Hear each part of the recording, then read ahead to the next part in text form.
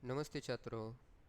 आज हम कक्षा 8वीं की जो किताब है वसंत भाग 3, इस किताब में लेसन नंबर 11 जो है जब सिनेमा ने बोलना सीखा, इस पाठ के जो प्रश्न हैं उसके आंसर यानी कि जवाब किस प्रकार लिखने चाहिए, इसका अध्ययन आज हम इस वीडियो में करने वाले हैं। आपके किताब में पेज नंबर 63 पर ये क्वेश्चन प्रश्न अभ्यास के रूप में दिए गए हैं। तो हम एक एक क्वेश्चन यानी कि एक एक सवाल उसका जवाब किस प्रकार लिखना चाहिए ये हम देखेंगे।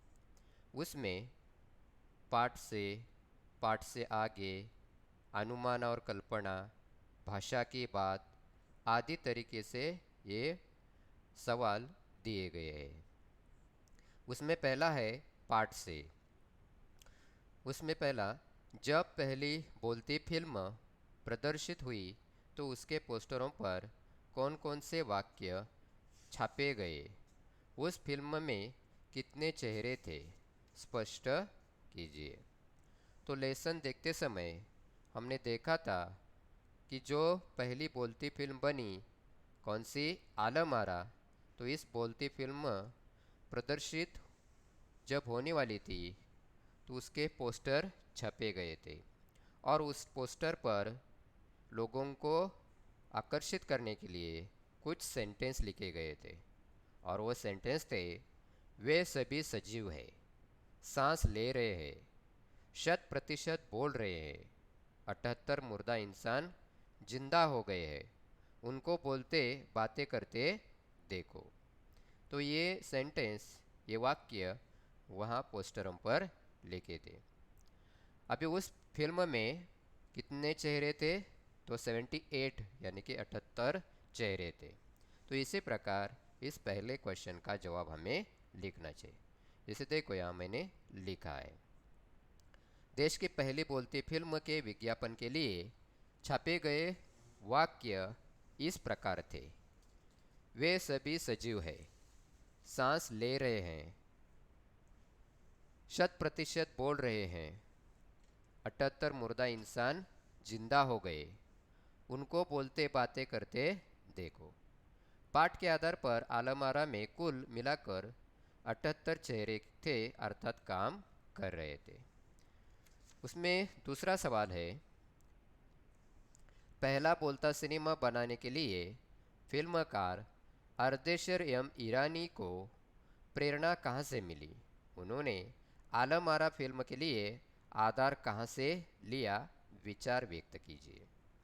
तो लेसन देखते समय, पाठ देखते समय हमने देखा था कि पहली बोलती फिल्म बनाते समय अर्देशर एम ईरानी, इन्हें जो उन्होंने 1929 में पहली फिल्म देखी हॉलीवुड की शो बोट, ये फिल्म देखने के बाद उनके मन में ये इच्छा जगी, यानी कि बोलती फिल्म बनाने की इच्छा निर्माण हुई और उसी के आधार पर उन्होंने जो फारसी रंगमंच का लोकप्रिय नाटक था, उस नाटक के आधार पर उन्होंने आलम आरा ये पहली बोलती फिल्म बनाई।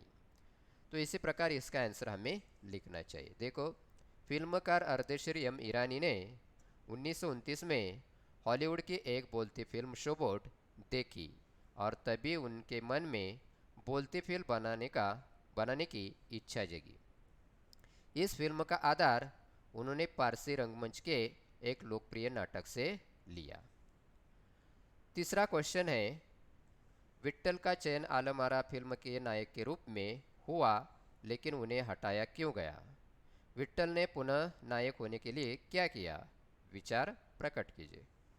तो पाठ देखते समय हमने देखा था कि इस आलम आरा फिल्म के नायक के रूप में विट्ठल को चुना गया था, उसका चयन किया गया था, सिलेक्शन किया गया था, लेकिन उन्हें उर्दू बोलना नहीं आता था या उर्दू बोलने में परेशानी होती थी और इसीलिए उन्हें फिर से नायक के पद से हटाया गया। तो नायक बनने के लिए विट्ठल ने क्या किया? तो कोर्ट में केस दर्ज किया, मुकदमा दर्ज किया और जब वो केस जीत गए, मुकदमा जीत गए, तो उन्हें ही फिर से आलम आरा का जो नायक है उस नायक के रूप में चुना गया या नायक बनाया गया। तो ये आंसर वहाँ लिखना चाहिए। देखो, विट्ठल को फिल्म से इसलिए हटाया गया कि उन्हें उर्दू बोलने में परेशानी होती थी। पुनः अपना हक पाने के लिए उन्होंने मुकदमा कर दिया। विट्ठल मुकदमा जीत गए और भारत की पहली बोलती फिल्म के नायक बने। चौथा क्वेश्चन है, पहली सवाक फिल्म के निर्माता निर्देशक अर्देशीर को जब सम्मानित किया गया तब सम्मानकर्ताओं ने उनके लिए क्या कहा था? अर्देशीर ने क्या क्या कहा और इस प्रसंग में लेखक ने क्या टिप्पणी की है? तो आप सबको मालूम है कि जब ये पहली सवाक यानी बोलती फिल्म बनाई गई और वो निर्माता दिग्दर्शक अर्देशीर एम ईरानी इन्होंने बनाई थी। तो अर्देशीर प्रदर्शन के 25 वर्ष पूरे होने के बाद उन्हें सम्मानित किया गया था और उसे वक्त कहा गया कि भारतीय सवाक फिल्मों का पिता किसे कहा जाना चाहिए, तो अर्देशीर एम ईरानी को कहा जाना है। इस पर अर्देशीर एम ईरानी इन्होंने कहा कि मुझे इतना बड़ा किताब देने की ज़रूरत नहीं है, मैंने तो देश के लिए अपने हिस्से का जरूरी योगदान दिया है। तो इस प्रसंग की चर्चा करते हुए लेखक ने अर्देशीर को विनम्र कहा है, यानी कि उसके अंदर की जो विनम्रता है वह हमें यहाँ दिखाई देती है। तो इसी प्रकार यहाँ इसका आंसर हमें लिखना चाहिए। देखो, पहली सबक फिल्म के निर्माता दिग्दर्शक अर्देशीर को प्रदर्शन के 25 वर्ष पूरे होने पर सम्मानित किया गया और उन्हें भारतीय सवाक फिल्मों का पिता कहा गया। तो उन्होंने उस मौके पर कहा था, मुझे इतना बड़ा खिताब देने की ज़रूरत नहीं है, मैंने तो देश के लिए अपने हिस्से का जरूरी योगदान दिया है। इस प्रसंग की चर्चा करते हुए लेखक ने अर्देशीर को विनम्र कहा है। तो इसी प्रकार पार्ट से में ये 4 क्वेश्चन है। अभी उसके आगे है पार्ट से आगे। उसमें पहला है, मूक सिनेमा में संवाद नहीं होते, उसमें दैहिक अभिनय की प्रधानता होती है, पर जब सिनेमा बोलने लगा उसमें अनेक परिवर्तन हुए। उन परिवर्तनों को अभिनेता, दर्शक और कुछ तकनीकी दृष्टि से पाठ का आधार लेकर खोजे, साथ ही अपनी कल्पना का भी सहयोग ले। तो इसी प्रकार यानी आपको मालूम है कि पुराने ज़माने में जो मुख फिल्में होती थी उस मुख फिल्म में बातचीत नहीं होती थी, सिर्फ क्या किया जाता था, इशारों से बताया जाता था। लेकिन जब ये मुख फिल्में सवाक फिल्में बन गई तो उसमें परिवर्तन होने लगा और जो पढ़े लिखे अभिनेता थे उनका सिलेक्शन होने लगा।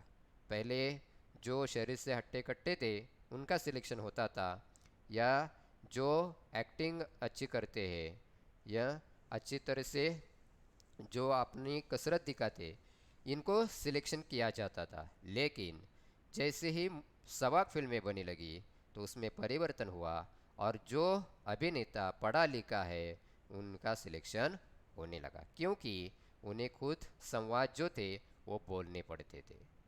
दर्शकों पर भी अभिनेताओं का प्रभाव पड़ने लगा था।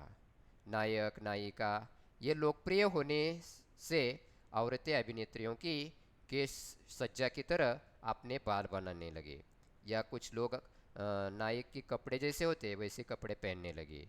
तो इसी प्रकार ये चेंज होने लगा था। इसी प्रकार इसका आंसर हमें लिखना चाहिए।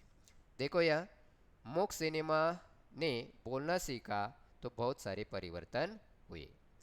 बोलती फिल्म बनाने के कारण अभिनेता पढ़ा लिखा होना जरूरी हो गया, क्योंकि अब उन्हें संवाद भी बोलने पड़ते थे।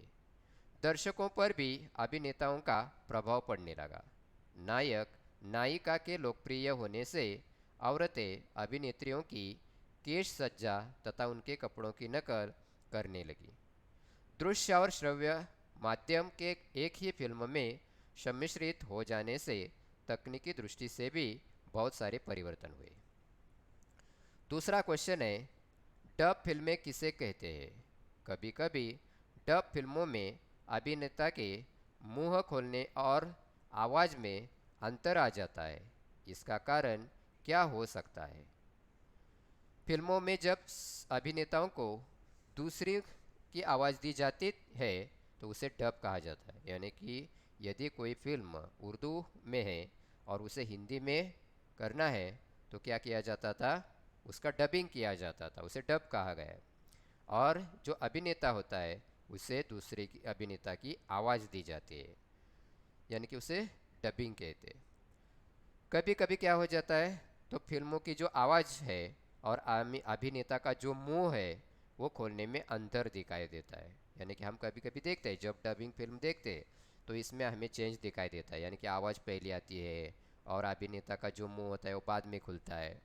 ये अंतर हमें दिखाई देता है। तो ये क्यों होता है? तो क्योंकि उसमें अंतर होता है, इसीलिए।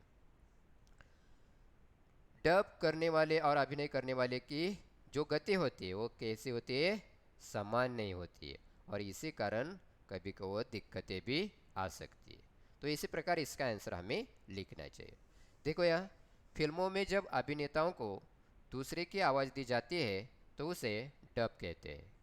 कभी कभी फिल्मों में आवाज़ तथा अभिनेता के मुंह खोलने में अंतर आ जाता है, क्योंकि डब करने वाले और अभिनय करने वाले की बोलने की गति समान नहीं होती या किसी तकनीकी दिक्कत के कारण हो जाता है।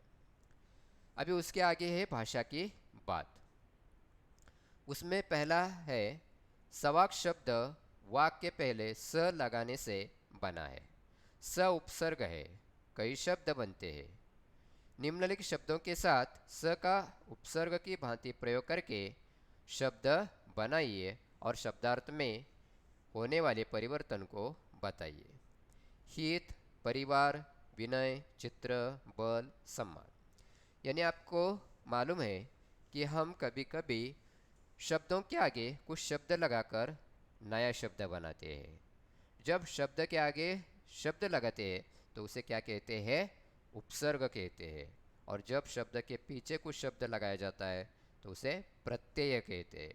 अपने अंग्रेजी में सफिक्स और प्रीफिक्स ये सीखा होगा, तो उसे ही उपसर्ग और प्रत्यय कहते हैं। अभी हित, हित के आगे स लगाने से क्या क्या क्या होता है? सहित। परिवार, सपरिवार। विनय, सविनय। चित्र, सचित्र। बल, सबल। मान, सम्मान। यानी कि इसी प्रकार इस शब्दों के आगे स लगाने से, यानी कि उपसर्ग लगाने से यह क्या बन जाते हैं? शब्द बन जाते हैं। हित, सहित, है ना, सबका हित। सपरिवार, परिवार के साथ। सविनय, विनय के साथ। सचित्र, चित्र के साथ। सबल, यानी कि सम्मान, है ना। तो इसी प्रकार यह शब्द क्या होते हैं? बन जाते हैं। उसमें दूसरा है, उपसर्ग और प्रत्यय दोनों के शब्दांश होते हैं। वाक्य में इनका अकेला प्रयोग नहीं होता। इन दोनों में अंतर केवल इतना ही होता है कि उपसर्ग किसी शब्द में पहले लगता है और प्रत्यय बाद में लगता है। जो मैंने ऊपर बताया कि उपसर्ग कहाँ लगता है, तो शब्द के पहले लगता है और प्रत्यय शब्द के बाद में लगता है। यानी कि जैसे सफिक्स और प्रीफिक्स होता है उसी प्रकार हिंदी में उपसर्ग और प्रत्यय होता है। जैसे कि सब्जी और वाला, वाला ये शब्द सब्जी से जुड़ने से सब्जी वाला ऐसे बन जाता है। तो वाला ये क्या हो गया? प्रत्यय हो गया। लेकिन मान से स जोड़ा गया तो सम्मान होता है, तो स ये क्या हो गया? उपसर्ग हो गया। क्यों? क्योंकि स ये शब्द के पहले लगता है और वाला ये शब्द के बाद में लगता है। और मूल शब्द होता है, ये मूल शब्द से पहले या बाद में लगने से उसे उपसर्ग या प्रत्यय कहते हैं। अभी उसमें देखो, अ, अन, नी, दु, क, कु, स, सु, अध, बिना, औ आदि। पाठ में आए उपसर्ग और प्रत्यय युक्त शब्दों के कुछ उदाहरण नीचे दिए जा रहे हैं। तो अभी मूल शब्द वाक, ये क्या है? मूल शब्द है। अभी वाक शब्द से स लगने से क्या बन गया? सवाक बन गया। अभी स कहाँ लगा है? पहले लगा है, तो स क्या हो गया? उपसर्ग हो गया, और उसका शब्द क्या बना? सवाक बना। लोचन, अभी क्या सलोचन होता है क्या? नहीं होता है। की लोचन होता है क्या? नहीं होता है। तो क्या होता है? सुलोचन होता है। तो सु कहाँ लगेगा? उपसर्ग यानी पहले लगा, इसलिए सुलोचन ये शब्द होता है। फिल्म, अभी फिल्म से क्या लगेगा? ऊपर ऊपर में से, है ना? तो फिल्म कार कहते हैं हम, है ना? तो फिल्म कार कहते हैं, तो फिल्म कार ये शब्द हो गया। अभी कार कहाँ लगा है? शब्द के पीछे लगा है, इसीलिए ये क्या हो गया? प्रत्यय हो गया। कामयाब, अभी ये लगाने से क्या होता है? कामयाबी होता है, यानी कि ये कहाँ लगी? शब्द के पीछे लगी, यानी कि कामयाबी। तो इसी प्रकार और भी मूल शब्द जैसे पुत्र, है ना? तो क्या होगा? सुपुत्र। घट, अवघट, है ना? सार, अनुसार, उसके अनुसार हम कहते हैं। मूक, अमूक। परिवार, सपरिवार। नायक, अधिनायक। मरण, आमरण। तो इसी प्रकार ये शब्द बनते हैं। तो इसी प्रकार हमें ये प्रत्यय उपसर्ग हम बना सकते हैं। इसी प्रकार आज के इस वीडियो में इस पाठ के जो सवाल है उसके आंसर किस प्रकार लिखने चाहिए यह हमने देखा है। आपको कोई आशंका हो तो कमेंट बॉक्स में लिखकर आप भेज सकते हो। तब तक के लिए धन्यवाद।